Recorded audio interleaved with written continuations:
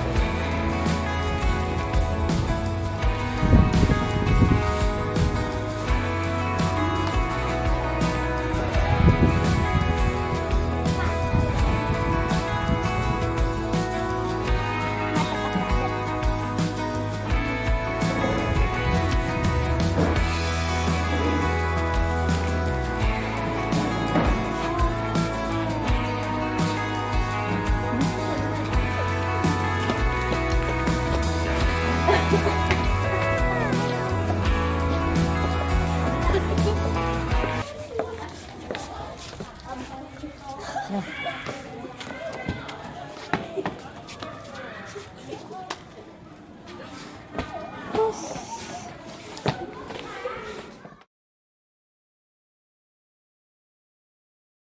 Assalamualaikum warahmatullahi wabarakatuh. Apa kabarnya hari ini anak-anak? Alhamdulillah, luar biasa. Allahu Akbar. Bagus, berarti kalian sudah sehat ya. Sehat walafiat pagi ini. Nah, sebelum kita melanjutkan pembelajaran, Ibu ingin membuat tentang keyakinan kelas. Apa itu keyakinan kelas?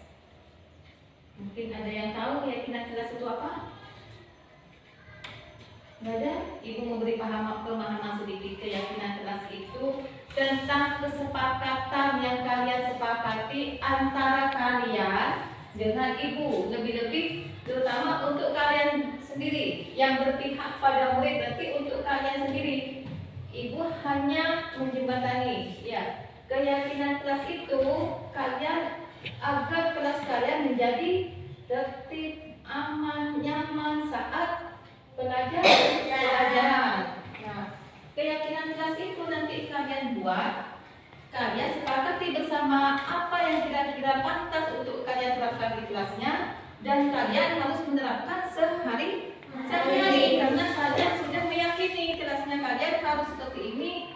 Jadi kalian harus menjalankannya, harus konsisten untuk menjalankannya. Nah, itu salah satu contoh budaya positif pada diri kalian sendiri, terutama di kelas. Nah, Ibu ingin memberikan seperti ini, namanya skenot ya. Kalian tulis ya keyakinan kelas kalian yang kalian inginkan. Misalnya, Ibu balik lagi, budaya positif itu bagaimana? Contohnya, ada teman membuang sampah sembarangan. Apakah itu termasuk perbuatan positif atau negatif? Membuang sampah sembarangan, tidak pada tempatnya, positif atau negatif? Membuang sampah sembarangan, negatif. Masa membuang sampah sembarangan itu termasuk positif? Negatif. Terus ada teman yang bertengkar, positif atau negatif? Negatif ya. Kalau kalian di kelas ramai, bagaimana? Itu perbuatannya negatif. Dan bagaimana agar kita menjadi enak di kelas kalian? Kalian membuat kesepakatan bersama. Ini loh Bu, saya enaknya seperti ini. Harus membuang sampah pada tempatnya, tentunya. Ya, pada saat pelajaran teman-teman diam waktu Ibu menerangkan. Ya, itu termasuk keyakinan kelas kalian. Nah, kalian tulis 1 atau 2 keyakinan kelas yang kalian inginkan di kelas saya ini. Inginnya seperti apa? Mau kelasnya dibagaimanakan, terserah. Nanti Ibu pilih yang mana yang bagus dan yang baik ya. Ibu berikan ini 2. 1 orang 2 diisi.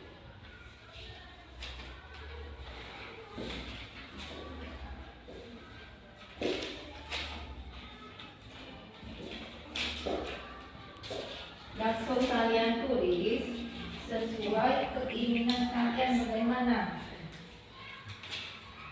Ditulis misalnya, Bu saya mau izin Bu, mau ke kamar mandi. Nah, kalian berarti kalau mau keluar harus izin, bukan asal langsung keluar. Itu bisa menjadi keyakinan kelas. Kalau piket harus bagaimana? Melaksanakan, datang tepat waktu, bisa. Datang tepat waktu itu kapan? Pokoknya sebelum jam 7 kalian sudah ada di kelas. Nah, kalian tulis yang kalian inginkan seperti apa. Tulis satunya, tulis satunya lagi, tulis satunya.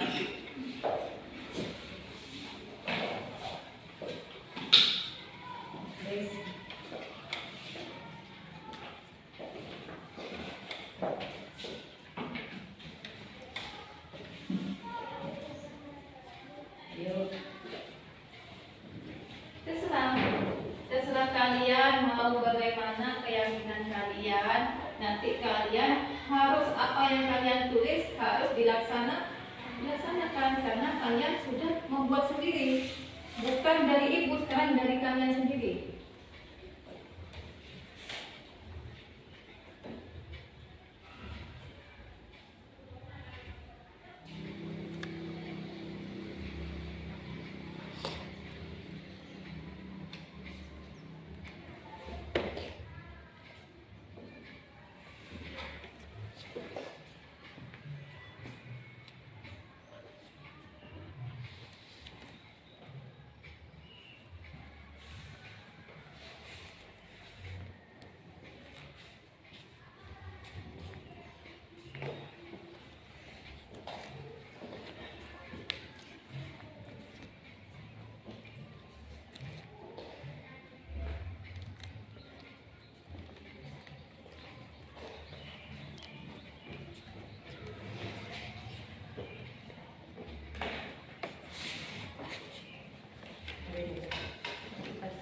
Kalian sudah ya menulis keyakinan kelas kalian yang sudah menempel dari Fida.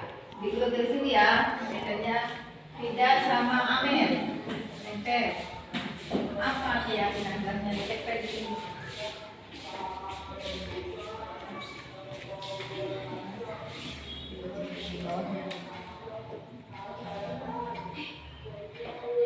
Ya, Amin. Nah, ya sudah. Di sini kan.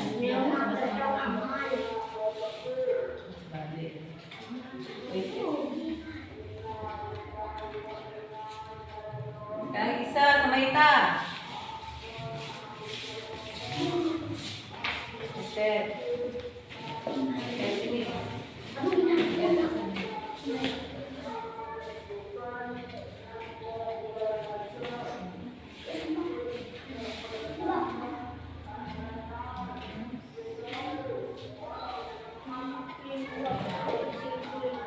Yuk, Vika sama Nurin. Yang sudah? Yang anak-anak laki-laki yang sudah?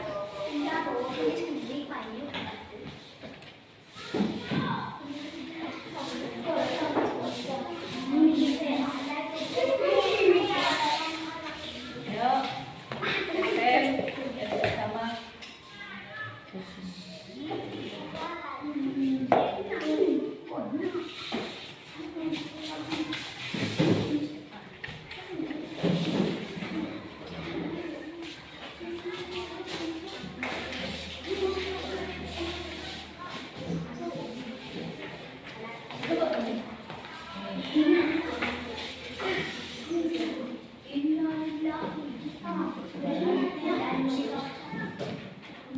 Dea, ini keyakinan kelas yang kalian buat. Coba ibu baca, kalian perhatikan, takutnya ada yang sama. Yang pertama, mendengarkan guru saat belajar. Datang tepat waktu ke sekolah, membuang sampah pada tempatnya, saling tolong-menolong sama teman, mengerjakan tugas tepat waktu, disiplin waktu, buang sampah pada tempatnya. Ini sama. Bersihkan. Kalau mau keluar harus izin ke guru. Kalau piket harus lebih awal, maksudnya kalau piket harus datang lebih awal. Tidak boleh bertengkar sama teman, lebih sopan dan santun. Bersikap waktu saat mau keluar izin, disiplin waktu, ini juga sama. Datang tepat waktu. Nih. Melaksanakan piket. Tadi ada melaksanakan piket. Ada. Jadi ini keyakinan kelas yang kalian sudah buat ini, kalian harus laksanakan dan tepati. Harus sadar pada diri sendiri, tidak usah menunggu aba-aba dari guru. Ini yang membentuk kalian, budaya positif kalian nanti sehari-hari. Ya, paham bagaimana keyakinan kelas kalian? Sudah mengerti? Sudah. Ya, baiklah. Terima kasih buat anak-anak sekalian. Kalian sudah membuat keyakinan kalian sendiri, balik ke kalian sendiri juga ya. Terima kasih. Wassalamualaikum warahmatullahi wabarakatuh. Waalaikumsalam warahmatullahi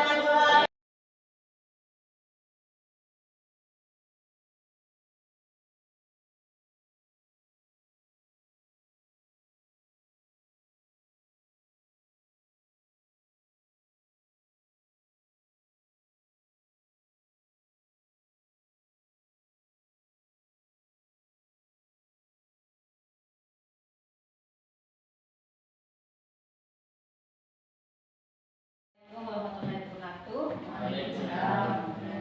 Hari ini saya sebagai calon guru bergerak ingin menularkan tentang apa itu budaya positif. Dan pertama saya minta maaf terlebih dahulu karena tidak memakai proyektor. Memang keadaan di sekolah kita tidak punya proyektor, jadi kita memakai alat peraga seadanya yang ada di sekitar sekolah kita saja. Yang penting makna dan penyampaiannya mengena ke teman-teman guru sekalian.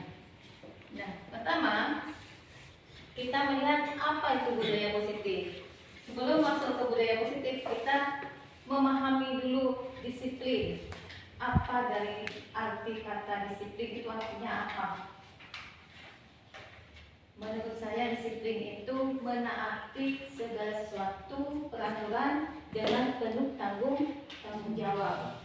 Apabila disiplin kita itu sudah ada di dalam hati kita, disiplin itu ada dua, dari eksternal maupun internal.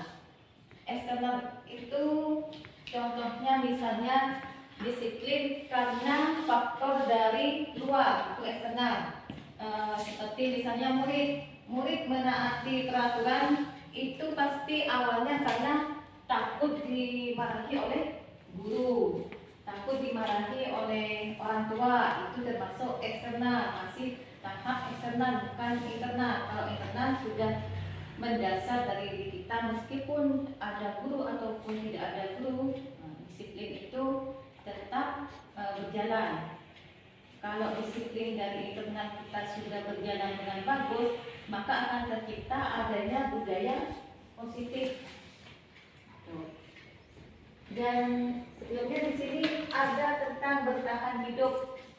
5 dasar kita bertahan hidup, 5 dasar tentang kebutuhan kita untuk hidup kita ini ada 5. Yang pertama bertahan hidup, kasih sayang dan rasa diterima, kebebasan, kesenangan dan penguasaan. Kita hidup dasarnya karena pasti bertahan hidup. Kita melakukan sesuatu untuk kita bisa hidup seterusnya. Dan kedua, kita melakukan sesuatu itu untuk mendapatkan kasih sayang. Ada kan seperti itu? Kita ingin melakukan apa? Misalnya ingin memberikan sesuatu yang terbaik buat suami. Itu kita hanya ingin mendapatkan kasih sayang. Terus ada kebebasan. Kita ingin bebas, terlepas dari segala masalah misalnya ya. Ada murid juga, bukan hanya kita, murid juga ingin kebebasan dan juga ada kesenangan. Ingin bermain, tertawa atau apa. Terus ada penguasaan. Penguasaan maksudnya kita ingin berkuasa di tempat lingkungan kita, di kelas sebagai guru kita ingin berkuasa. Sama juga dengan murid, kita memposisikan kita sebagai murid, sama ada 5 juga. Jadi kita melihat murid itu, kenapa murid kita bertindak seperti ini, seperti itu, kita bisa melihat kebutuhannya murid itu. Kita melakukan semua di kelas ini, semuanya itu menurut Ki Hajar Dewantara itu sesuatu pelajaran atau apapun itu berpihak pada murid, berhamba pada murid, bukan karena berhamba karena Allah, bukan. Maksudnya berhamba itu kita menyesuaikan sesuai kebutuhan murid. Jadi bukan maunya kita anak itu harus tahu yang ini, yang itu. Kan tiap kelas itu berbeda karakter. Nah, itu yang diajarkan, yang filosofinya Ki Hajar Dewantara. Kalian apa yang pernah diperbuat? Apakah yang nomor 1, 2, 3, 4, 5 kalau menghadapi seperti itu? Misalnya ada murid onak atau tidak tahu atau nakal, biasanya sebagai penghukumkah, membuat orang merasa bersalah, atau teman, pemantau, atau manajer? Biasanya teman-teman di kelas bagaimana? Karena saya pribadi sebelum mengikuti CGP ini, guru penggerak, saya lebih ke penghukum dan membuat orang merasa bersalah. Saya menyadari ini, tapi setelah mengikuti bahan diskusi seperti ini melalui Zoom ataupun buka karya, saya jadi bisa meredam yang nomor 1 dan 2. Kalau penghukum kita kan langsung tidak tahu masalahnya apa, misalnya ada anak-anak kan tidak tahu masalah apa, langsung kalian berdiri di sana, kalian lari ke lapangan, itu kan termasuk penghukum. Penghukum biasanya itu bahasanya kasar. Penghukum itu ada yang verbal maupun non verbal. Kalau verbal itu dengan berbicara, kita marah-marah, omongannya kasar kepada murid. Kalau yang verbal langsung suruh melaksanakan itu hukumannya. Terus nomor 2, membuat orang merasa bersalah, seperti misalnya kayak kita ngomong ke teman, ke murid, kayak murid itu merasa seperti gimana ya? Ngomongnya, kenapa sih kamu melakukan itu? Emang kamu bagus seperti itu? Nah, kayak gitu tuh, kayak ngomong seperti kita ngomongnya kasar tapi lebih halus tingkatannya. Itu membuat rasa bersalah. IPA kurang menguasai pelajaran matematika, sehingga pada saat pelajaran tersebut berlangsung, dia lebih banyak berdiam diri atau menggambar di buku pelajarannya. Pada saat guru matematikanya, Pak Seno, menanyakan pertanyaan, IPA menjadi gugup dan tak sengaja menjatuhkan tasnya dari kursi.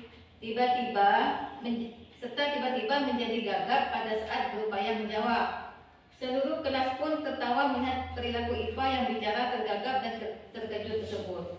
Pak Seno saat itu membiarkan teman-teman IPA menertawakan IPA yang tergagap dan malu luar biasa, dan malahan minta IPA untuk maju ke depan dan berdiri di depan kelas sambil menunjuk hidungnya karena tidak bisa menjawab pertanyaan Pak Seno. Kelas makin gaduh dan anak-anak pun tertawa melihat IPA di depan kelas memegang ujung hidungnya. Dan di situ ada pertanyaan. Menurut Anda, teman-teman sekalian itu, setujukah dengan tindakan Pak Seno itu terhadap IPA? Ya, temannya ada murid tidak tahu langsung duduk-duduk itu di depan maju langsung dimarah-marahin. Tidak setuju ya? Tidak setuju. Ya, itu kan membuat IPA jadi semakin malu, ya semakin tidak percaya diri. Terus menurut Anda, tindakan Pak Seno terhadap IPA itu adalah sebuah termasuk hukuman atau konsekuensi? Konsekuensi. Konsekuensi ya.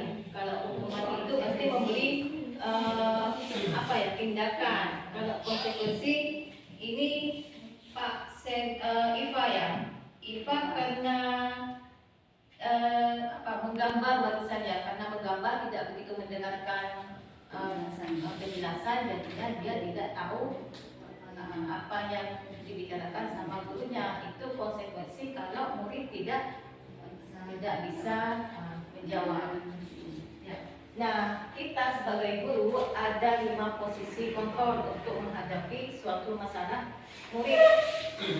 Ada 5. Yang pertama penghukum, kedua pembuat orang merasa bersalah, ketiga teman, 4 pemantau, 5 manajer. Yang kita harapkan itu sekarang ini manajer, sebagai manajer.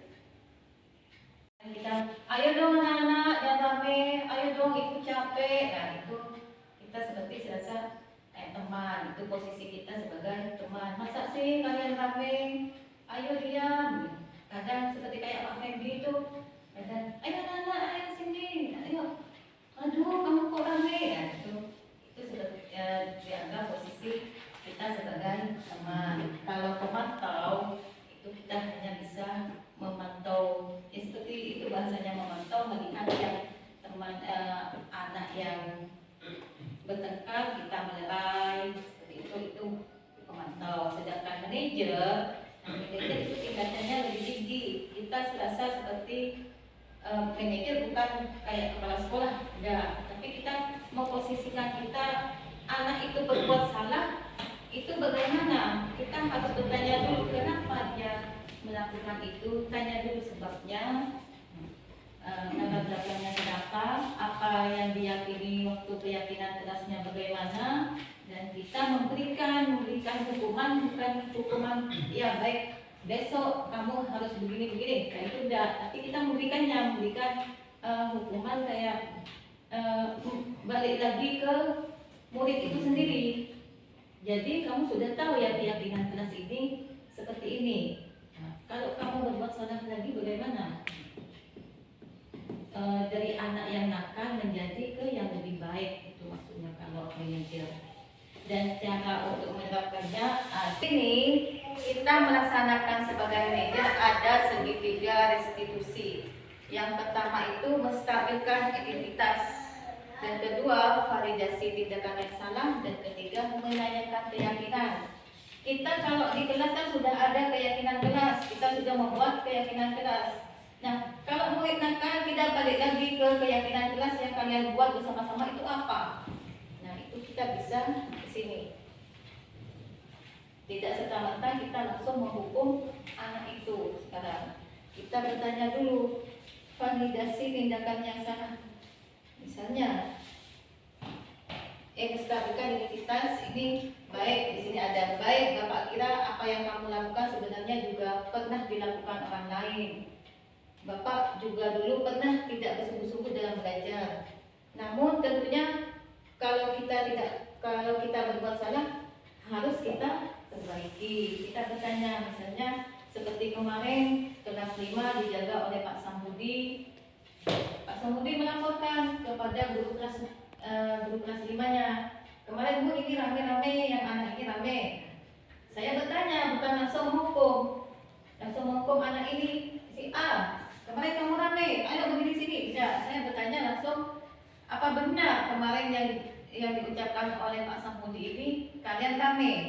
Kita tanya, kenapa kok rame? Kalau sudah itu kita validasi tindakannya salah. Apa perbuatan kamu yang salah kemarin itu? Dibalikkan lagi. Kita bertanya dulu, apa yang salah?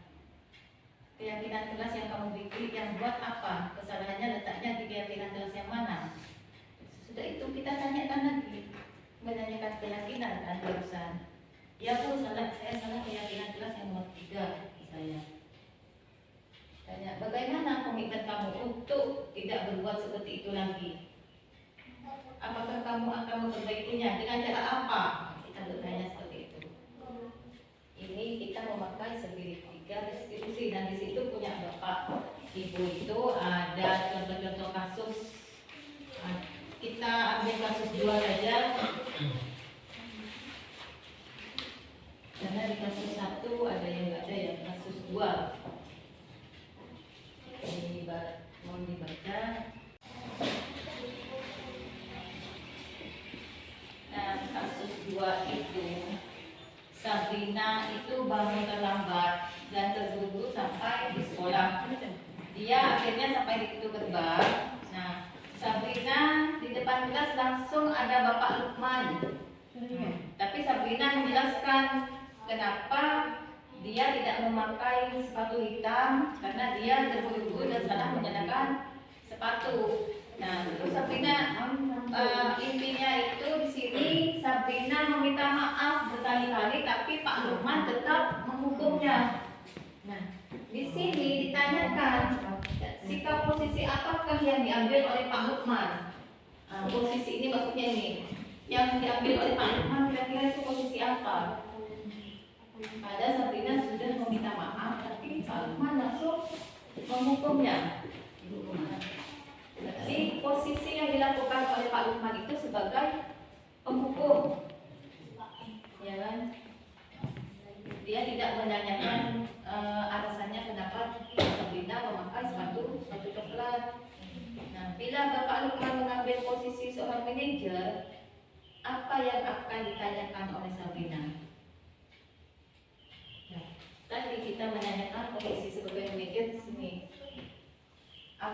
kamu tahu keyakinan sekolah? Ini kan kesalahan tentang peraturan di sekolah. Apakah kamu tahu keyakinan sekolah di sini apa? Kamu tanyakan seperti itu. Apa yang akan kamu lakukan kalau berbuat seperti itu lagi? Kamu bilang seharusnya kalau kamu nanti berbuat seperti itu lagi bisa menghubungi bapak paginya atau malamnya, minta izin terlebih dahulu. Pak, saya meminta maaf karena sepatu saya lagi basah. Saya tidak bisa memakai sepatu hitam, bisa memakai sepatu yang warna lain gitu kan. Itu sebagai posisi manajer. Kita lihat yang kasus 3.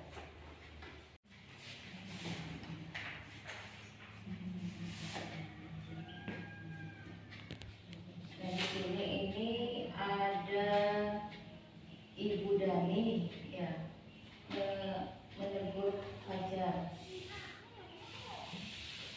Ayo Fajar, makannya jangan tidur-tiduran. Lain kali perhatikan. Sudah sana duduk kembali. Kira-kira siapa yang bisa? Itu sebagai posisi apa kalau Bu Dani seperti itu posisinya? Apa penghukum, membuat orang merasa bersalah, memang pemantau, manajer? Kalau kita ngomong seperti itu, kita posisinya sebagai teman di kelas. Ayo anak-anak, dengarkan. Ayo taruh dulu mainannya. Perhatikan itu. Itu kita sebagai posisi teman. Ya. Sebagai teman saja. Terus yang kasus 4 ini, nah, kasus 4 ini juga langsung ya. Ibu Siti melanjutkan bahwa membuat kesalahan adalah hal yang manusiawi dan bahwa mempertahankan diri adalah hal yang penting. Bisa dibaca sekilas itu. Ada kejadian itu Dino sama Anto bertengkar sampai kancingnya terlepas dan ada Ibu Suti lewat. Dia memposisikan sebagai pemantau. Ya. Memantau bukan langsung bukan kayak gitu ya. Kita memantau, ayo gitu kan. Setelah itu di berikutnya, tahapan berikutnya Ibu Suti melakukan sebagai manajer di bawah. Ya, Ibu Suti kan bilang seperti ini, bertanya pada Anto sudah bersalah. Nah, yang dilakukan Dino itu apa untuk memperbaiki kesalahannya pada Anto, gitu kan? Dan Anto menjawab, Anto kan mintanya kancing saya diperbaiki Ibu, itu saya akan marah kalau minta kancing baju. Dan Anto menjawab, akhirnya Anto mengakui kesalahannya di belakang dan berjanji akan memperbaikinya, akan menjahitnya. Nah, itu termasuk sebagai manajer, posisi manajer. Jadi kata penghukum dan membuat orang bersalah kita harus meminimalisir di sekolah kita. Itu yang maksudnya budaya positif. Apabila kita melakukan semua berasal dari kita sendiri, kita lakukan dari lingkungan kita sebagai guru, nanti mungkin murid insya Allah akan mengikuti. Memang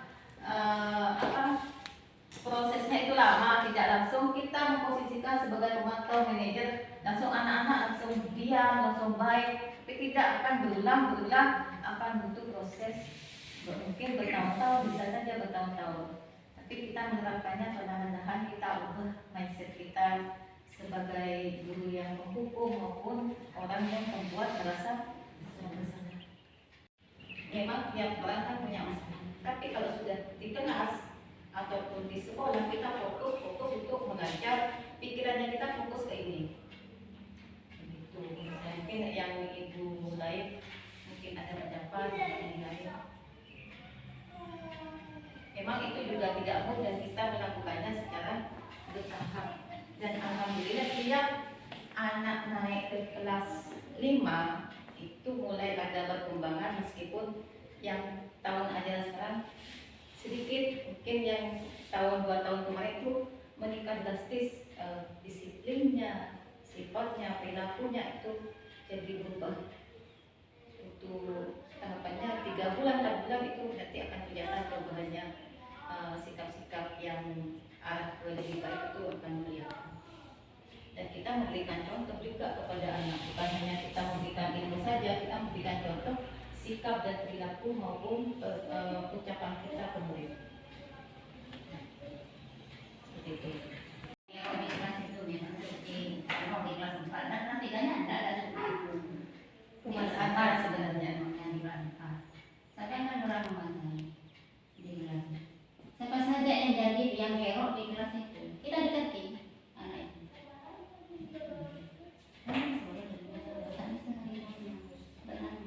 Kan kita tiga dulu yang dari kelas 2 ke kelas 3 memang dulu pertama masuk tuh brutal. Tapi saya sudah menginjak lama-lama saya bisa. Ya, kita pendekatan juga. Pendekatan juga itu kepada anak-anak yang kami pendekatan. Mumpung ini kan Masalah sering juga. agaknya, jadi kan masalah agama lagi. Dan juga kita pendekatannya bukan pada anak, kita kan punya grup kelas. Jadi kita punya nomor tiap orang tua. Iya. Kalau ada anak satu hari aja tidak masuk, kita chat WA. Kalau sudah lama bisa kita telepon. Kadang kalau sudah lama-lama kita akrab sama orang tua, nanti kita tahu, oh dia cara belajarnya itu seperti apa. Nah, cara belajarnya anak juga dipengaruhi sama latar belakang orang tua. Orang tuanya ada di rumahnya tidak memperhatikan pelajarannya, kadang dianggap sepele gitu kan. Jadi di sini pendekatannya lebih dikhususkan lagi. Intinya bebas bebas dan juga tahu tentang profil anak, bukan hanya profil anak di sini. Orang tuanya aku apa kolom sesapa. Nah, itu Ya, juga latar mempengaruhi. belakang dari keluarga. Misalnya kayak Dika ada makan terus mbaknya, namanya ada Yang keluarganya belajarnya yang sudah kelihatan dia tidak bisa begitu lancar baca atau apa, sedangkan Jordan sekarang katanya tidak bisa. Tiap hari dikekoki sama nulis, sama baca, perkalian mana lebih lancar Jordan daripada nulis sama Dika sekarang. Saya tiap hari ngechat sama orang tuanya.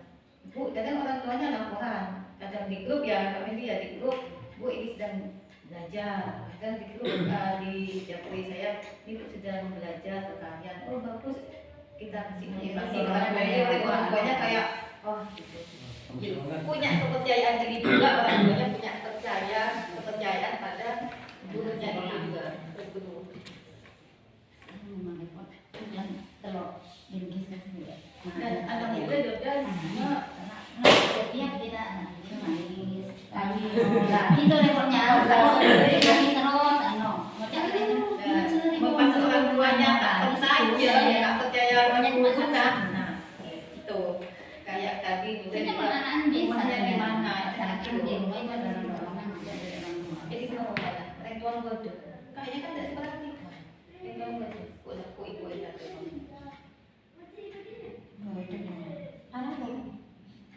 Itu nanti kan pengajaran apa?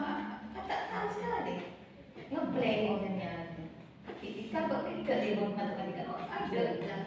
di kelas itu memang seperti kalau di kelas 4 dan nanti kan ada seperti itu. Kebiasaan sebenarnya. Yang di kelas 4. Saya kan orang mengajar di kelas. Siapa saja yang jadi yang kerok di kelas itu, kita dekati anak itu.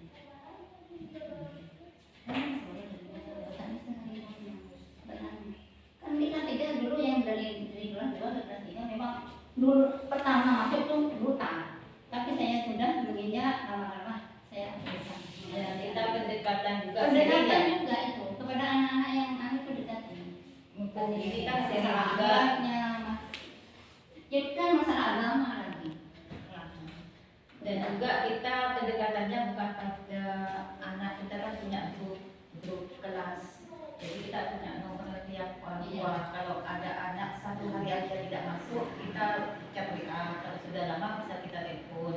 Kadang kalau sudah lama-lama kita akrab sama orang tua, nanti kita tahu, oh dia cara belajarnya itu seperti apa. Nah, cara belajarnya anak juga dipengaruhi sama latar belakang orang tua. Orang tuanya ada di rumahnya tidak memperhatikan pelajarannya, kadang dianggap sepele gitu kan. Jadi di sini pendekatannya lebih dikhususkan lagi. Pertanyaan lagi tentang budaya positif. Ya, terima kasih waktunya buat teman-teman guru sekalian. Semoga sekolah kita semakin maju dengan adanya budaya positif. Kita kembalikan pada guru-guru kita masing-masing ya. Terima kasih. Wassalamualaikum warahmatullahi wabarakatuh. Waalaikumsalam.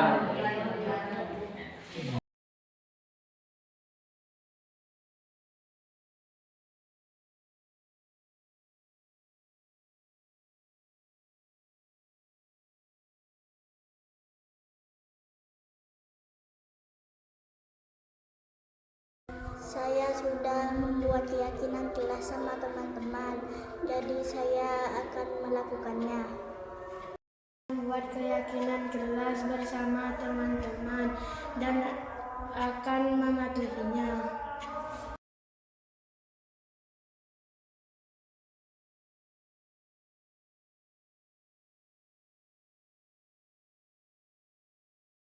Untuk apa ini diseminasi budaya positif, saya lebih terbuka, sudah mengerti tentang posisi kontrol, terutama itu posisi kontrol, berhukum, membuat orang merasa bersalah, teman atau pemantau atau manajer sekarang sudah memahami tentang diseminasi budaya positif.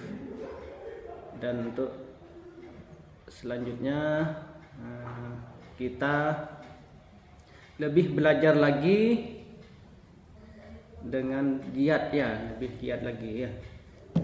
Untuk hari ini cukup sampai di sini. Wassalamualaikum warahmatullahi wabarakatuh. Diseminasi budaya positif, saya lebih memahami posisi kontrol kepada siswa saya sebagai guru. Dan untuk selanjutnya nanti akan belajar lagi kepada Ibu Novi, ada penjelasan lagi lebih lanjut. Sekian dari saya. Assalamualaikum warahmatullahi wabarakatuh. Dengan materi yang diberikan Bu Novi tadi, saya bisa mengerti cara menangani kasus yang dihadapi murid, penyelesaiannya gimana, dan cara mengatasinya juga gimana. Terima kasih Bu Novi atas materi yang diberikan kepada saya. Mudah-mudahan ini menjadi ilmu yang bermanfaat bagi saya dan anak didik saya. Yes.